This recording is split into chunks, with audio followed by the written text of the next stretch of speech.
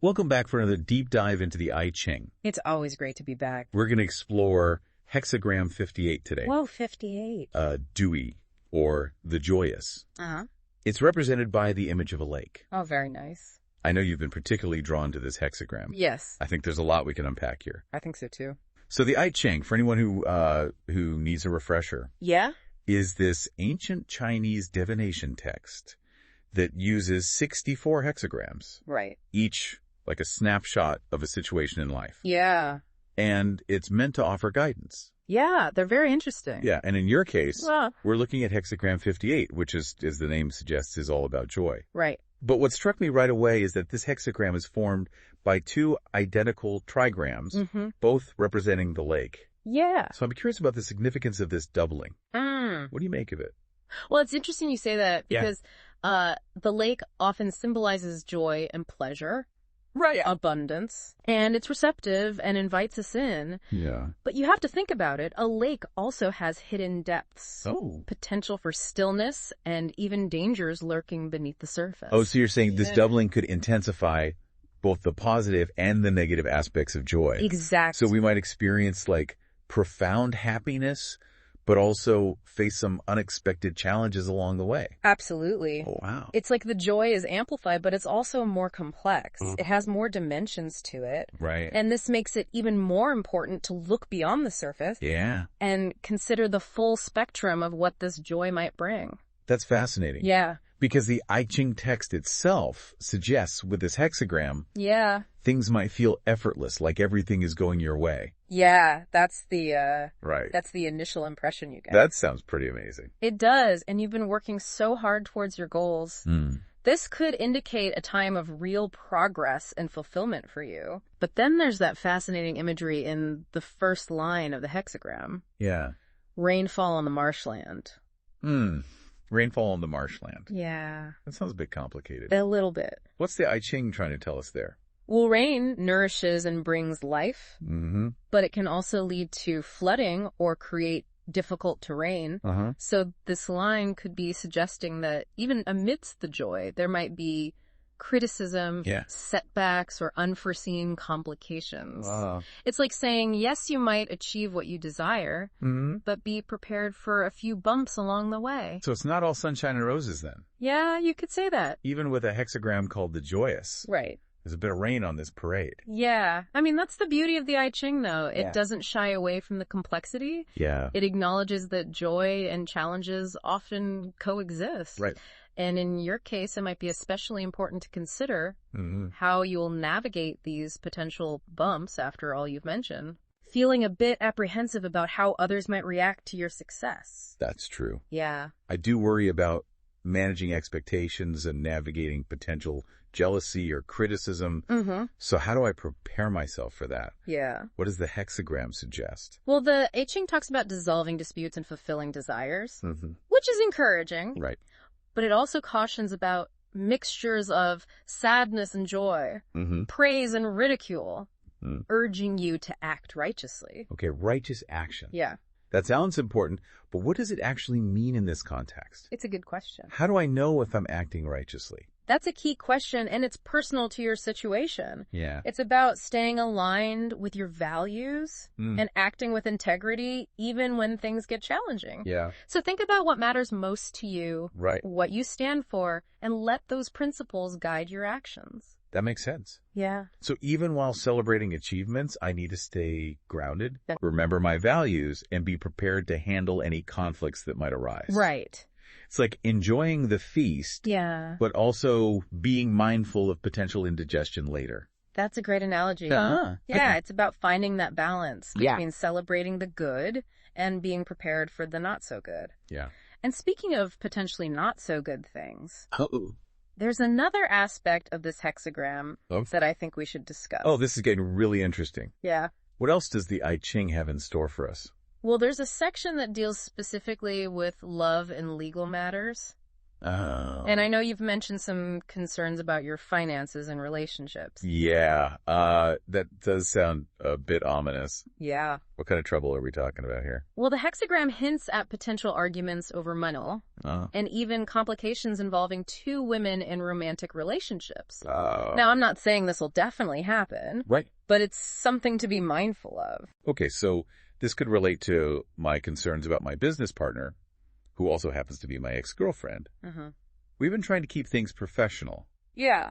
But there's definitely some lingering tension there. It sounds like it. Yeah. And the Yi Jing is encouraging you to be extra cautious in navigating the situation. Right. Clear communication, setting boundaries, and maybe even seeking outside mediation. Yeah, that's good advice. I'll definitely keep that in mind. I think so. But before we dive deeper into those specific challenges, I'm curious about one more thing. The hexagram mentions something about lost items, particularly metal or money being recovered. Right. But potentially damaged. Yeah. What's the message there? Ah, yes. That's an intriguing detail, isn't it? It is. It seems to suggest that even when things are seemingly lost, there's still a chance for recovery. Right. But it also warns that what's recovered might not be in perfect condition. It might be delayed. Yeah. Or there might be some cost associated with getting it back. So it's like finding that winning lottery ticket. But it's been through the washing machine. Yeah. You still won, but the payout might be a bit messy. Exactly. It's a reminder that even within the joy and fulfillment this hexagram promises, there might be setbacks, compromises, or unexpected twists. Right. It's not always a straightforward path to happiness. Okay, so lots to think about already. Yeah. We've got this doubling of the lake image, the promise of joy with potential for bumps in the road, the need for righteous action, potential challenges in love and finances, and the possibility of recovering lost things, but with a catch. Exactly. And I know there's even more to explore, right? Yeah. Each hexagram has those individual lines with their own specific wisdom. Yes, and those lines often offer really practical advice and insights. Oh, very cool. They can help us understand how to navigate the specific challenges and opportunities presented by this hexagram. Why don't we delve into those next? I'm all ears. All right. Let's see what other wisdom this joyous hexagram has to offer. Okay. So those individual lines within the hexagram, kind of like signposts along this journey of joy, that hexagram 58 is mapping out. Okay. That's a helpful way to think about it. Yeah. So let's look at some of these signposts. Okay. Which line stands out to you as particularly relevant to my situation? Well, given your concerns about potential conflicts, I think the first line is particularly relevant. Oh, the first line. It emphasizes inward harmony. Inward harmony. As the true source of joy. You know, I keep hearing that phrase, inward harmony. Yeah. It sounds important, but I'm not sure I fully grasp it. What does it actually look like in practice? It's about cultivating a sense of inner peace and balance, regardless of external circumstances. Okay. You've mentioned feeling pulled in different directions lately, between your desire for success and your concerns about how others might perceive it. That's spot on. Yeah. I want to celebrate my achievements, but I also don't want to come across as arrogant or insensitive to those who might be struggling. I hear that, and this is where cultivating inward harmony comes in. Right. It's about finding that still point within yourself. Yeah. That place of groundedness and self-acceptance. Yeah. Where you can be confident in your own worth.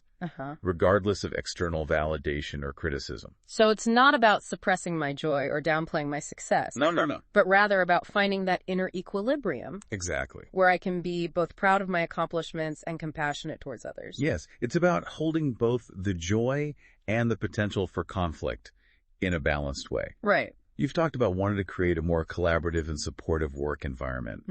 This line suggests that the best way to achieve that is by modeling that harmony within yourself first. That makes a lot of sense. Yeah. It's like that saying, be the change you want to see in the world. Exactly. If I want more harmony in my relationships.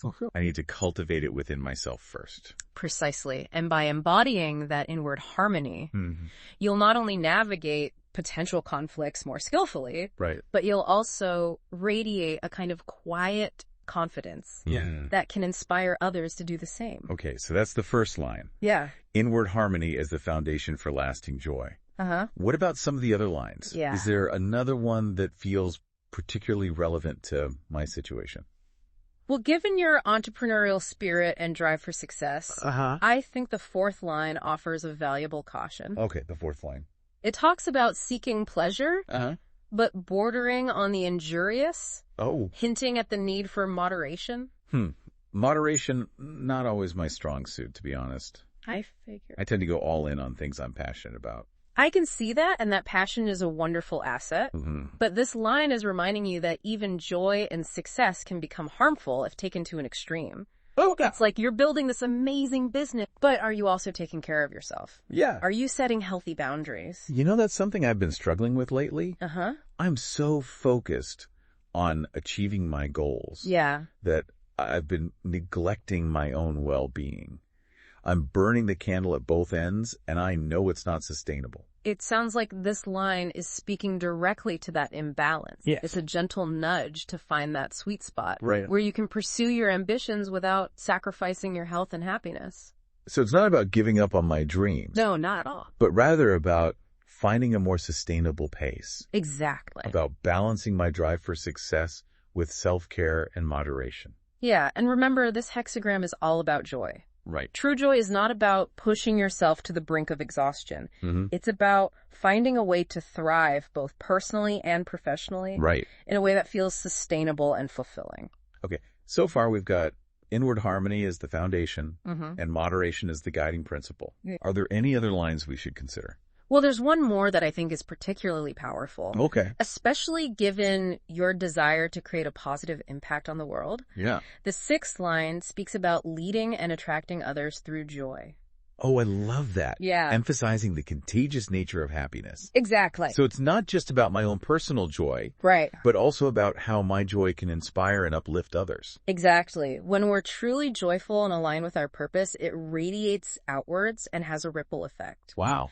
You've talked about wanting to create a business that not only brings you financial success, but also makes a positive difference in the world. That's always been the dream. Yeah. To build something that benefits not only myself, but also my community and the planet. And this line suggests that by embodying that joy, by leading with your heart and your passion, you'll naturally attract others who share your vision. Yeah. And want to be part of something meaningful. I love that image. Yeah. So it's not just about achieving success, but also about how I achieve it and the energy I bring to the process. Yeah. If I lead with joy, integrity, and a genuine desire to make a difference, then that's what I'll attract into my life and my business. Exactly. And this ties back beautifully to the concept of righteous action we discussed earlier. Right. It's about aligning your actions with your values, leading with your heart, and allowing your joy to become a force for good in the world.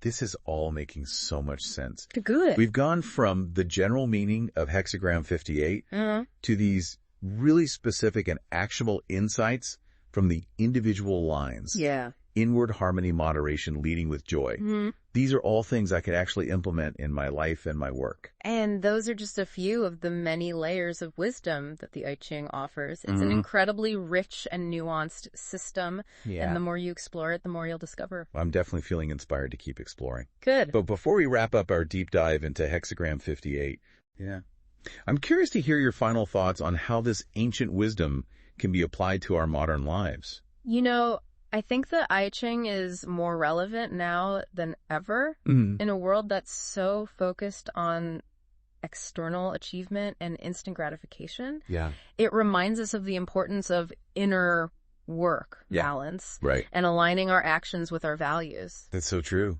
It's easy to get caught up in the hustle and forget about those deeper aspects of ourselves. Exactly. And Hexagram 58, with its emphasis on joy, righteous action, and navigating challenges with grace, offers a beautiful roadmap for living a more fulfilling and meaningful life, both personally and professionally. It's a reminder that true success is not just about what we achieve, but also how we achieve it. And the impact we have on the world around us. Precisely. It's about finding that sweet spot where our passions, our values, and our joy all come together to create something truly extraordinary. This has been such an insightful conversation. Good. I'm feeling so much more clear and empowered now. Good. I'm ready to embrace the joy, navigate the challenges, and create the kind of life and business that I've always dreamed of. And remember, you don't have to do it alone. Right. The wisdom of the I Ching is always there to guide you. Yeah. Trust your intuition, stay connected to your values, and keep moving forward with joy in your heart. Thank you so much for sharing your expertise and helping me unlock the wisdom of this fascinating hexagram. You're very welcome. It's been an incredible journey. It's been my pleasure, and I have a feeling this is just the beginning of your exploration of the I Ching. Yeah. There's so much more to discover. As we've been talking, I keep thinking back to that detail about lost items being recovered, but potentially damaged. I'm curious to explore that a little further. Yeah. What could that represent in my current situation? That's a great question. You know me. I love a good mystery. I know you do. So what do we make of this lost and found riddle? Well, let's think about it in the context of what we've already discussed. Okay. You've achieved a lot. Right. But you've also experienced some loss along the way. Maybe in relationships, or maybe in terms of time or energy that you've invested. That's true. Starting my own business has required a lot of sacrifice. Yeah. There have definitely been things I've had to let go of. And this line might be suggesting that some of those things, those seemingly lost aspects of your life, might resurface. Oh, wow. But they might come back in a different form, or with some scars, or maybe it'll take longer than you expected. So it's not about getting back exactly what I lost. Right. But rather about being open to unexpected returns, even if they're not perfect. Exactly. It's like you might find a long-lost treasure chest. Yeah. But it's been battered by the waves. Right. And some of the jewels are missing. Wow. You still have the treasure, but it's got a story to tell. I love that analogy. Yeah. It's a reminder that even within the joy of recovery, there might be a bittersweet element, a recognition of what's been lost along the way. And perhaps an opportunity for growth and acceptance. Yeah. Maybe those missing jewels represent lessons learned. Right. Or a new appreciation for what you still have. That's a beautiful way to look at it. Yeah. Instead of focusing on what's missing, I can focus on the resilience and resourcefulness I've developed through those losses. Yeah. The journey itself has made me stronger. And that strength, that resilience is going to be invaluable as you navigate the challenges and opportunities ahead. Right. Remember, Hexagram 58 promises joy, but it also acknowledges that the path to joy is rarely straightforward. So true. But knowing that there might be bumps along the way, that things might not always go according to plan, actually makes me feel more prepared, not less. I think so. It's like I'm packing extra padding for the journey, just in case. Exactly, and that preparedness, that willingness to embrace the full spectrum of experience is ultimately what allows us to experience true and lasting joy. It's not about avoiding the rain, but about learning to dance in it. Oh, I love that this entire deep dive has been so incredibly insightful. Good. I'm glad to hear it. We've explored the symbolism of the lake. Yeah. The promise of joy with its inherent complexities. The need for righteous action. The challenges and opportunities within my specific situation.